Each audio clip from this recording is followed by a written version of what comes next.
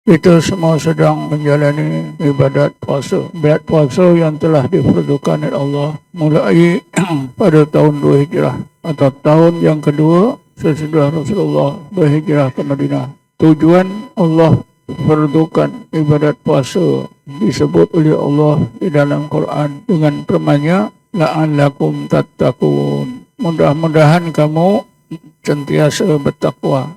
Jadi tujuan asas ibadat puasa ialah untuk mengukuhkan ketakwaan kita kepada Allah. Bila Allah sentuh tentang takwa, tujuan asas ibadat puasa, maka dengan sendirinya puasa juga akan meneguhkan sifat tawakal. Karena sifat takwa dan tawakal tidak boleh dipisahkan. Di dalam Quran biasanya apabila Allah sebut takwa, maka akan diikuti tawakal. Bismillahirrahmanirrahim. Wa man yattaqillaha yaj'al lahu makhraja wa yarzuqhu min haitsu la yahtasib wa man yatawakkal 'ala Allahi fa huwa hasbuh. Innallaha balighu amrih qad ja'ala Allahu likulli syai'in qadra. Siapa yang sentiasa bertakwa kepada Allah dengan sebaik-baik takwa, yaj'al lahu makhraja, maka Allah akan jadikan untuknya berbagai jalan keluar daripada berbagai masalah hidup, lahir dan batin, dunia dan akhirat. Wa yarzuqhu min haitsu la yahtasib. Allah juga sentiasa melimpahkan rezeki dari sumber-sumber yang tak disangka-sangka. Lalu Allah ikuti wa man yatawakkal 'ala Allahi fa huwa hasbuh. Dan sesiapa yang sentiasa bertawakal kepada Allah, maka Allah adalah sebaik-baik pergantungan hatinya. Jadi dalam ayat ini bila Allah sebut takwa, Allah segera ikuti dengan tawakal. Karena itulah bila Allah tegaskan ibadat puasa bertujuan untuk mengukuhkan ketakwaan umat Islam, maka dengan sendirinya puasa juga dapat mengukuhkan sifat tawakal kepada Allah Subhanahu wa taala. Ini berarti puasa yang bertujuan takwa dan tawakal, hakikatnya ibadat puasa itu meneguhkan akidah kita, memperkasakan tauhid kita, terutamanya tauhid uluhiyah dan tauhid rububiyah. Sebagai umat Islam, sebagai orang yang beriman, mestilah kita memahami konsep tauhid uluhiyah dan tauhid rububiyah. Kalimah uluhiyah berasal daripada kalimah ilahun, Allahu ilahun. Kalimah rububiyah berasal daripada kalimah Rabbun, Allahu Rabbun.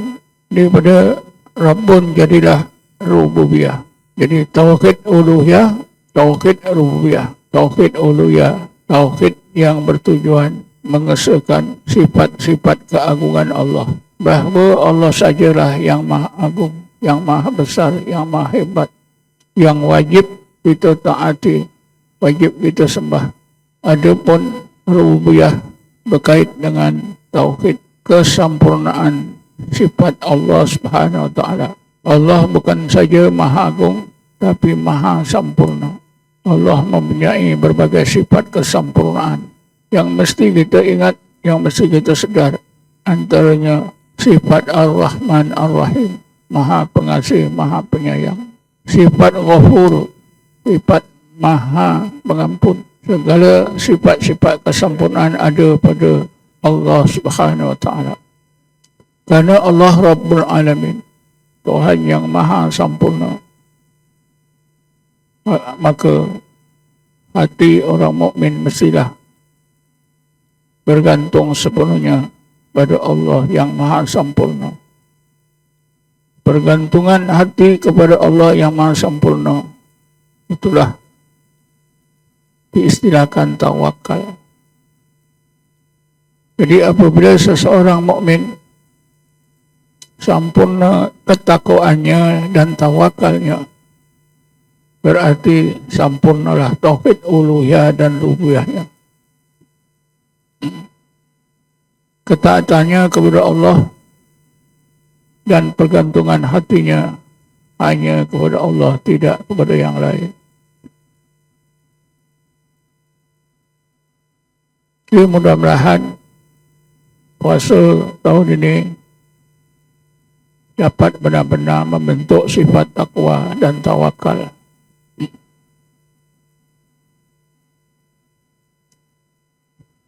Mudah-mudahan kita semua tidak hanya berlapar dan dahaga.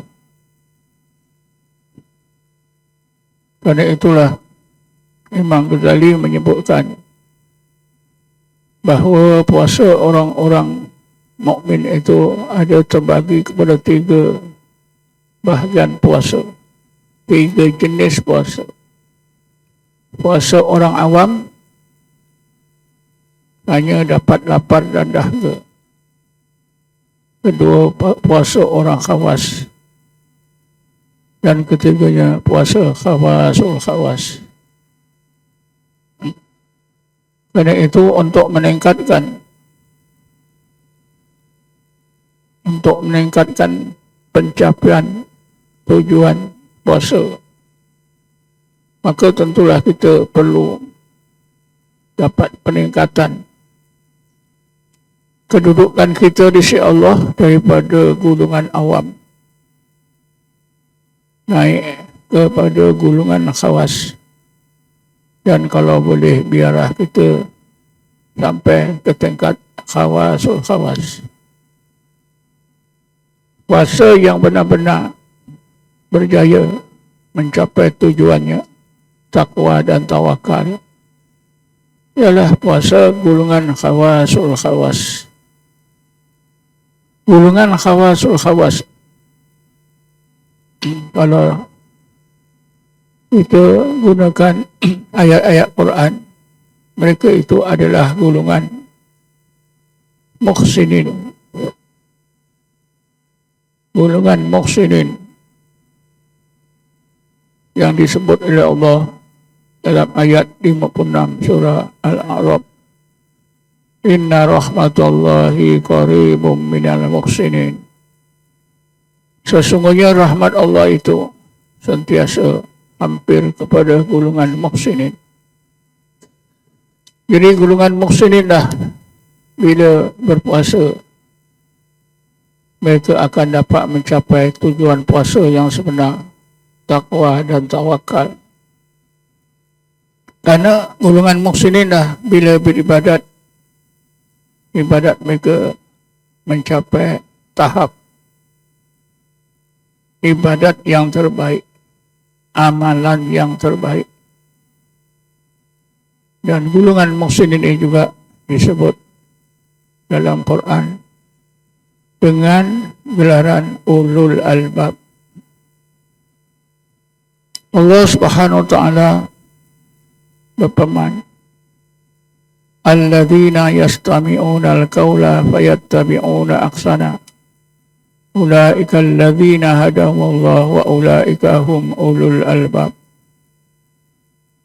Mereka itu ialah orang-orang yang bila melakukan perintah Allah, mereka melakukannya sampai ke tingkat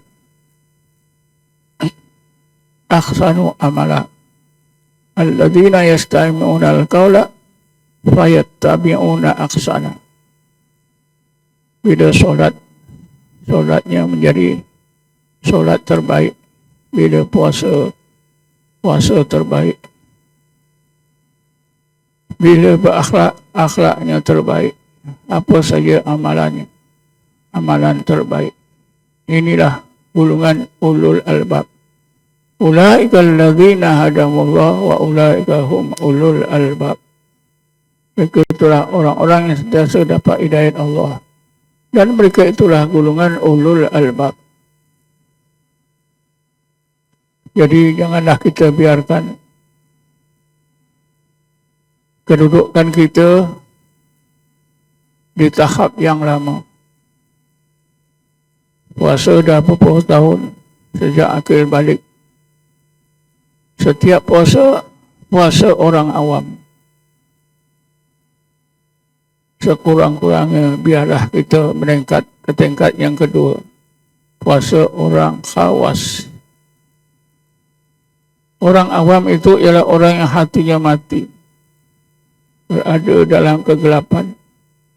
Orang khawas ialah orang yang hatinya dihidupkan oleh Allah, diberi cahaya. Walaupun cahaya di dalam hati itu belum cukup terang, mereka inilah digelarkan khawas. Mereka inilah digelarkan golongan khawas. Tentulah puasa orang yang hatinya hidup bercahaya berbeza dengan puasa orang yang hatinya mati dalam kegelapan. Ini jelas diterangkan oleh ulama tasawuf. Tapi malangnya kita membiarkan hati kita terus mati dalam gelap. Tak mau berzikir, diajar zikir pun tak mau beramal. Diajak zikir bersungguh-sungguh pun menolak. Inilah disebut oleh Allah dengan golongan takbur. Golongan orang-orang yang takbur. Orang-orang yang takbur itu bukanlah mesti seperti Fir'aun, seperti pemerintah-pemerintah yang zalim. Sifat takbur itu berlaku apabila kita enggan mengikut perintah Allah, seperti tidak mau berzikir, tidak mau berdoa. Takbur. Allah berfirman, Bismillahirrahmanirrahim, Ud'uni astajib lakum, innal ladzina yastakbiruna an ibadati sayadkhuluna jahannama dakhirin. Ud'uni astajib lakum, berdoalah kamu kepada aku. Astajib lakum, nanti aku kabulkan doa kamu. Allah perintah kita supaya berdoa. Allah janji doa kita Allah akan kabulkan. Sekiranya kita tak mau berdoa, malas berdoa, tak mau berzikir, malas berzikir, Allah sebutkan, innal ladzina yastakbiruna an ibadati. Sesungguhnya orang-orang yang takbur daripada beribadat kepada aku, seperti tidak mau berdoa, tidak mau berzikir, sayadkhuluna jahannama, mereka akan masuk ke dalam neraka, dakhirin, dalam keadaan hina. Jadi takbur bukan seperti yang kita sangka, yang kita faham. Seorang yang bergaya menunjukkan kuasa itu takbur. Bukan. Kita diajak berzikir, kita tak berzikir pun takbur. Kita disuruh berbuat baik, kita tak mau buat baik pun takbur. Apa-apa alasan sekalipun. Kita diperintah oleh Allah supaya berdoa. Ud'uni astajib lakum. Taklah kamu berdoa kepada aku, nescaya aku terima doa kamu itu. Lalu Allah ikuti peringatan. Innal ladzina yastakbiruna an ibadati. Sesungguhnya orang-orang yang bersifat takbur sebab tak mau beribadat kepada aku, seperti tidak mau berdoa kepada aku, seperti tidak mau berzikir kepada aku, seperti tidak mau baca Quran. Sayadkhuluna jahannama dakhirin. Mereka akan masuk dalam neraka dalam keadaan hina. Puasa adalah ibadat yang sangat istimewa, sangat khusus. Karena puasa adalah satu-satunya ibadat yang disebut dalam hadis kursi, di mana Allah berfirman, kullu amali ibni Adam lahu illa siyamu fa innahu li wa ana ajzi bihi. Semua amalan anak Adam itu adalah bagi anak Adam itu sendiri. Kecuali puasa. Puasa adalah untukku. Maka akulah yang akan memberi balasan baiknya. Hadis Qudsi ini Allah menjelaskan kepada kita tentang keistimewaan yang luar biasa ibadat puasa. Ibadat-ibadat lain tidak ada disebut oleh Allah seperti ibadat puasa. Fa'innahu li, sesungguhnya puasa itu untukku. Aku punya. Wa ana ajzi bihi, dan akulah yang akan memberi balasan. Balasan puasa itu. Memanglah kita semua maklum, semua ibadat datang daripada Allah kepada kita. Semua balasan pun datang daripada Allah kepada kita. Tapi kenapa ibadat puasa istimewa sangat disebut sesungguhnya puasa itu untukku dan akulah yang akan memberi balasan baiknya. Ini diterangkan oleh para ulama tasawuf. Yang pertama, bahawa ibadat puasa itu sangat khusus, sangat istimewa. Tak ada ibadat lain yang seistimewa seperti puasa. Jadi keistimewaan ibadat puasa itu mestilah kita sanjung sebaik-baiknya. Kerana ibadat puasa itu bila dilakukan oleh seseorang mukmin tidak sama dengan ibadat-ibadat lain.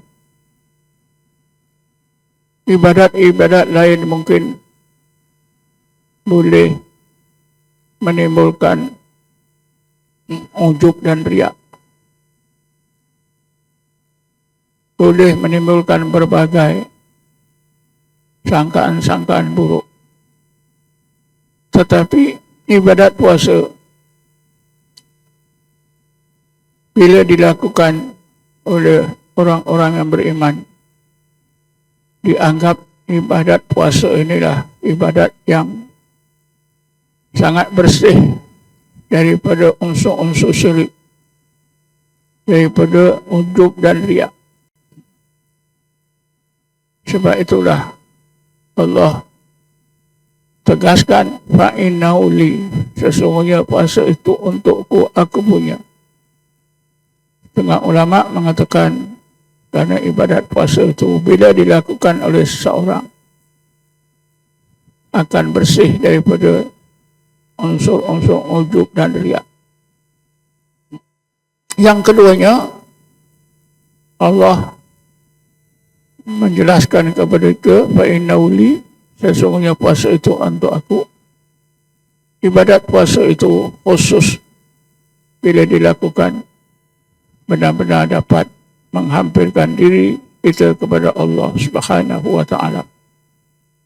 Kita disayangi oleh Allah. Adapun maksud wa ana ajzi bihi itu diterangkan oleh ulama tasawuf bahawa pahala puasa itu terlalu besar. Kerana maksud akulah yang akan memberi balasan baiknya. Sedangkan ibadat-ibadat lain, amalan-amalan lain disebutkan oleh Allah. Allah gandakan hingga 10 kali ganda, hingga 700 kali ganda. Tetapi ibadat puasa Allah sajalah yang tahu berapa banyak. Jadi maksud akulah yang memberi balasan. Itu maksudnya, oleh kerana aku yang memberi balasan secara khusus, maka aku akan beri balasan yang terbanyak, yang terbaik, yang aku sendiri tahu. Jadi balasan ibadat puasa ini sangat khusus, sangat istimewa. Ada ibadat lain diberi gandaan 10 hingga 700 kali ganda. Tapi ibadat puasa ikut kehendak Allah mungkin berjuta-juta, mungkin kita tak sangka-sangka. Tapi dalam sebuah hadis Nabi kita Muhammad ada merongkaikan rahsia pahala puasa, kebaikan puasa dengan sabdanya, man shoma ramadhana imanan waqtisaban ghufira lahu ma taqaddama min dhanbihi. Sesiapa yang puasa bulan Ramadan dalam keadaan beriman dan mencari-cari keridhaan Allah, maka segala dosa-dosa yang lepas diampunkan oleh Allah. Kalau kita umur 50 tahun, atau 60 tahun, atau umur berapa pun, tentu dosa kita dah banyak, dah bertimbun-timbun. Apabila kita puasa bulan Ramadan, man shoma ramadana imanan waqtisaban, dalam keadaan beriman dan mencari-cari keridhaan Allah, ghufira lahu ma taqaddama min dhanbi, diampunkan dosa-dosanya yang lepas. Dosa yang dilakukan 10 tahun semuanya dipadam oleh Allah Subhanahu wa ta'ala. Amalan lain tidak ada jaminan seperti ini. Karena itulah kita bila berpuasa bulan Ramadan mestilah kita tahu asas-asas konsep yang berkaitan dengan ibadat puasa, seperti sebagian telah saya pun terangkan. A'udzubillahi minasyaitonir rajim. Bismillahirrahmanirrahim. Wassalatu wassalamu ala asyrafil anbiya'i wal mursalin sayyidina Muhammadin wa ala alihi washabbihi ajma'in.